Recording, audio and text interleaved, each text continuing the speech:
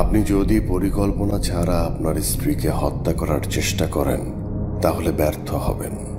আপনি যদি পরিকল্পনা সহ আপনার স্ত্রীকে হত্যা করার চেষ্টা করেন তাহলেও ব্যর্থ হবেন। মোট কথা হচ্ছে, আপনি আপনার স্ত্রীকে হত্যা করবেন না। আপনার খুব সমস্যা হলে তাকে আপনি ছেড়ে দেন। ছাড়তে না পারলে মানিয়ে চলুন, কিন্তু হত্যা কোনোভাবেই না।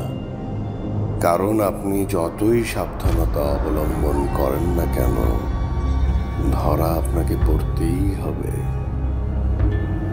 রাশেদ চৌধুরীর ছেলের বিয়েতে ৩,০০০ মানুষ গিয়েছিল, কিন্তু শুধু ডেকোরেটর কামাল বুঝতে পেরেছিল সেদিন তারা কি খেয়েছিল।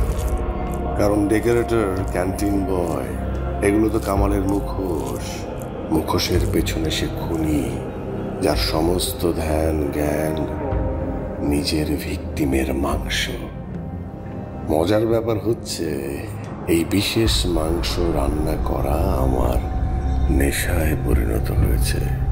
শুনেছিলাম মানুষ তার অপরাধ বোধ ভোলার জন্য অনেক অদ্ভুত অদ্ভুত কাজ করে। তাই আমিও মানুষ রান্না করা শুরু করলাম।